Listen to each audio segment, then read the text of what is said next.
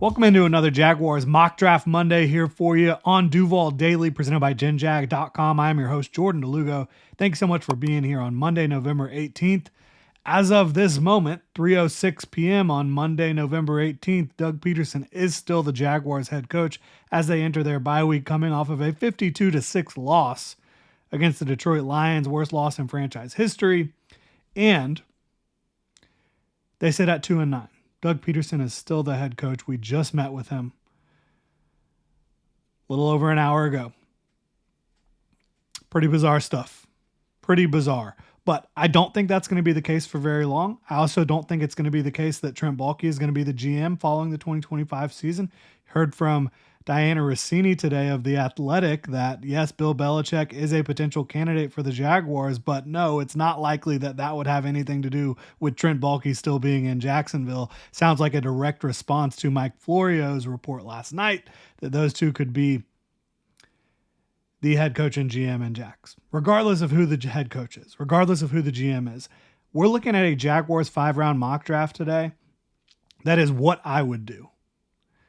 And I'm trying to have a transformative draft here in 2025. And I think there's some different ways to do that. And I think that there's some different tools that the Jaguars have at their disposal that could help them get there. Talking about landing multiple blue chip talents, talking about transforming that offensive line. I'm here for it all. I'm trying to rapidly turn this organization around. This is the most excited I've been for one of these because it's literally what I would do, and we're getting trades going. We're firing it up over at NFL Mock Draft Database. We are doing our best to, again, help Trevor Lawrence out, get this franchise, the head coach, the coaching staff moving in the right direction, and there's no reason they shouldn't be able to compete next year. I strongly believe that. Most teams picking one overall are looking for their quarterback. The Jaguars are not. Trevor Lawrence is the franchise quarterback. So they have a rare opportunity to potentially trade out of one, have a quarterback needy team move up, and I've talked about it. I don't think there's a quarterback worth trading up for to one overall. I don't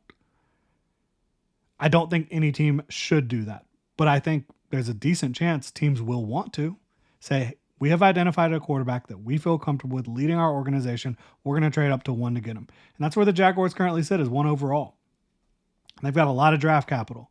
So I like the idea, if it's possible, of trading down from one. I certainly do.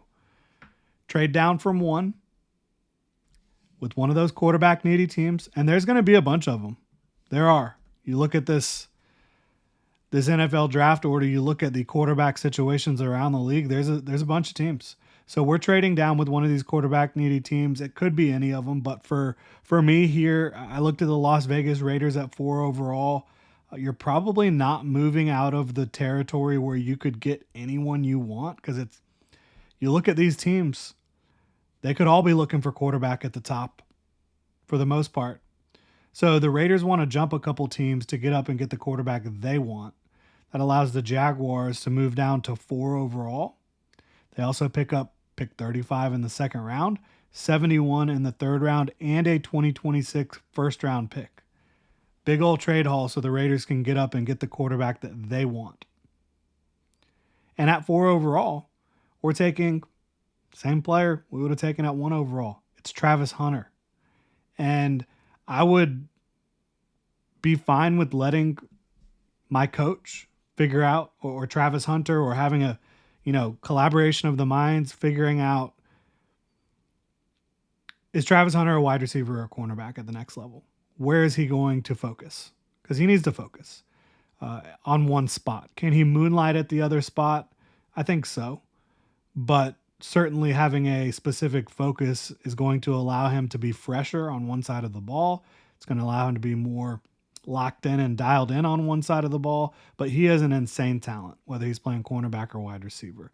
A little over 6 feet, 185, great length, hyper athlete, like flexibility, body control, speed, explosiveness, quickness, lateral agility, best hands in the class, best ball skills in the class on defense and offense. Special player. So we've got him locked in, and whether he's playing wide receiver or cornerback to be determined, he's my top prospect regardless. Absolutely love to get a blue chip talent like that down here in Jacksonville, whether he's playing cornerback opposite Tyson Campbell, whether he's catching passes from Trevor Lawrence, helping out Brian Thomas Jr. and Evan Ingram. Either way. And we got a haul. We got a haul to move down to 4, and we're not done. We are absolutely not done with the trades here. I know folks are like, gosh, how many trades can you do in a draft? If you have the motivation, you can get the job done. We saw that with the Texans, right?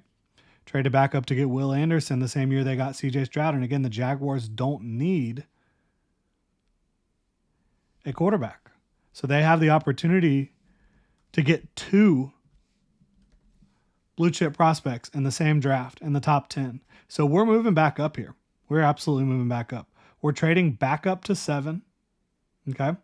We are giving up 35, 65, and one of our 2026 first round picks to get to 7. And look, this is just the framework of an idea to get back into the top 10 to, again, not add just 1, but 2 blue chip prospects in the same class. Something the Jaguars haven't done in a really, really long time. I'm talking about like back to the early days, right? So at 7 or wherever we're picking there, a lot of quarterbacks have come off the board.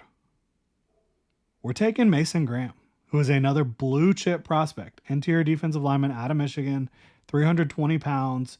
He is got unbelievable hand strength, hand violence at the point of attack, as Murray gets a little startled in the background here. Sorry about that. But you've got a guy who, variety of hand moves. He's going to be stout against the run. He is so quick and explosive and has an unbelievable flexibility at his size to get around the offensive lineman. I mean, he has the flexibility to rush from the edge, which is crazy at his size, 320 pounds.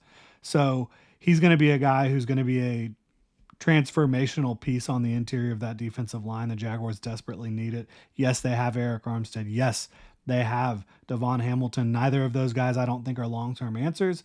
Mason Graham comes in, and guess what? You're Devon Hamilton or Eric Armstead. You're having to earn your reps now because Mason Graham can play anywhere on the interior of the defensive line. You want him, generally speaking, in a penetration style role, 3-tech style role, certainly. And so you get him out there. It massively helps out Trayvon Walker and Josh Hines-Allen. You have a true 3-headed monster with potential depth of Devon Hamilton and Eric Armstead. Probably Devon Hamilton is your starting nose tech next year. Eric Armstead rolling in there off the bench as a rotational player all over the defensive front. I would absolutely love that. And Eric Armstead, he could be a trade candidate. Can't cut him because of the cap ramifications. It just doesn't make sense. It hasn't worked out this year, but maybe with a new coaching staff, you could get him back on the interior, have Mason Graham and Eric Armstead rotating with each other in base, have them both on the field. Eric Armstead, Mason Graham, Josh Hines-Allen, Trayvon Walker, getting after the quarterback in clear pass rushing situations. I mean, goodness gracious. So you're either massively changing up the entire defense by getting Travis Hunter and Mason Graham, or, fixing up that interior defensive line in a big way and adding a wide receiver for Trevor Lawrence to throw the football to. Either way, you have just had a coup. And you're now the talk of the NFL draft, talk of the NFL world after the top 10 picks. Absolutely. I'd be fired up about it. We're going to continue this. First, got to remind y'all to check out Underdog Fantasy for pick'em and a whole lot more. You can use code Duval Daily on their easy-to-use mobile app or UnderdogFantasy.com, and Underdog will give you a free pick to use on your first cash pick'em entry, plus up to $1,000 in bonus cash when you deposit. This season, Underdog is running a special promo or boost almost every single day, like profit boosts. Pump up your winnings in just a tap when you apply the boost to eligible entries. Jaguars, they're on their bye, so you can't pick one of their opponent's running backs, but maybe you look around the league, you want to pick some running backs to score. Underdog has vulture protection to rescue your pick'em. That's Underdog Fantasy, promo code Duval Daily to claim your new customer special of a free pick and your deposit offer.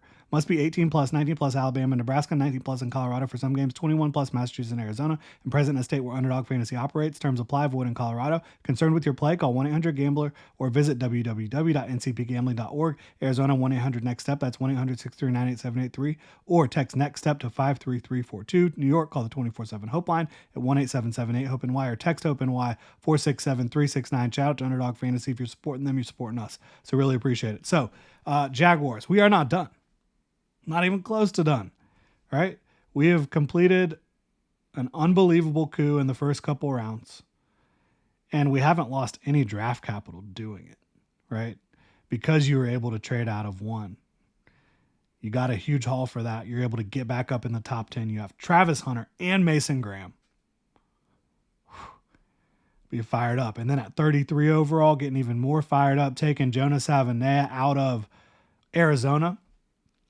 Big physical right tackle who we're plugging in at right guard from day one. Got the length, got the strength, got the grit, the nastiness that you want. You bring him in here, plug him in at right tackle. If you need to, injury situations, right, you can play him at tackle, but you plug him in at right guard, dominate for you from day one, in my opinion. He is that type of dude. Absolute nasty run blocker. I think he's got enough skill and length to actually play tackle. But because of your tackle situation, having Anton Harrison at right tackle, you're trying to build a dominant side over there. And then also when you look at Ezra Cleveland, Mitch Morse, and Jonas Avenea for the 2025 season as your interior, I think you're starting to look at a group that can really get it going in the run blocking department in a big way, both from an athleticism standpoint and physicality. So whether it's zone, getting the guys on the move, or gap principles, either way, I think you're in a solid situation there. And the Jaguars, they've got to be able to run the ball better, right? And you might have thought we were done trading. We're not. We're executing 3 trades in this draft. Trading back up to 34 to continue to provide insurance for our quarterback. For too long, the Jaguars have not done a good enough job when it comes to protecting Trevor Lawrence. Those days are over, okay? We're giving up 71, 102, and a 2026 second to get back up to 34, have 2 straight picks here. And if Josh Simmons is on the board, the Ohio State tackle, absolutely. Yeah. And, we don't know if Walker Little will be back. We don't know. I wouldn't mind bringing back Walker Little and drafting a tackle. And, Walker Little can hold down the fort while your young guy gets ready. But we're trading back up here. And if Josh Simmons is there, sure. I don't know that he will be. So, and in this mock draft over on the NFL mock draft database, he was not available. So we're going with a different guy who has unbelievable athleticism, very good length, has done a great job at Oregon this year, and has the potential to be an all-world pass protector. It's Josh Connerly. 6'4", 315, very good length, very good athlete, doing a great job for Oregon. Can he get stronger? Yes. Does he probably need to get stronger to ever develop into like a really good at the point of attack run blocker? Yes. But I do think he's ready to pass protect right now. Whether it's against speed guys, whether it's against power, I think he's ready. He's just got the natural God-given ability, and he has developed during his time at Oregon. And you can't teach length, you can't teach athleticism. And he's got both of those in spades. So I think that would be really exciting. Again, if Walker Little was starting in year 1 or competing with Josh Connerly, whatever it may be, you now have really said offensive line is no longer going to be a concern for us. And you're going to make sure that's the case every single year through free agency and the draft. Now, don't forget, you're like, gosh, we've done a lot of trading. From a net standpoint, we have only lost 1 future pick doing all this. And that's our 2026 second rounder, which is certainly a piece you'd like to have. But I think looking at what we've done, landing an absolute star wide receiver or cornerback a star interior defensive lineman, a badass right guard who has tackle versatility, and an incredibly toolsy pass protecting left tackle in Josh Connerly, who has the potential to be a really nice run blocker in zone schemes as well. On the move. I mean, yeah, this would be transformational in my opinion. And we've still got several more picks, 3 more picks here. So depending on what our plan is with Travis Hunter is going to impact what we do here at 92 overall. If we, decide he's going to play corner, then we're taking Jalen Royals, the wide receiver out of Utah State. And the only reason he could be available here is because he's dealing with an injury right now. It's not a big injury, but it's keeping him out the remainder of the season. I think a foot injury. He's supposed to be ready for potentially all-star games. Senior Bowl, he was invited to and accepted that invite, so you could see him there. Wide receiver class, I know people have talked about it being down. It might not be as good at the top, but there is depth throughout this wide receiver class. Make no mistake about it. And Jalen Royals, about 6 feet tall, little over 200 pounds. He is incredibly explosive. He has great hands, great ball skills. He's a yak monster. I think he'd be the perfect kind of complement to what you have in Brian Thomas Jr. if Travis Hunter is playing more cornerback than anything else. And then if Travis Hunter is playing wide receiver for you, we can go Maxwell Harrison, who could go earlier than this, but this is one of the most talented and deepest cornerback classes we've seen in a while. It absolutely is. So Maxwell Harrison out of Kentucky, who not the biggest or craziest athlete, but I think he has plenty of size. I think he has plenty of athleticism. He plays the game with an intensity. He has ball skills.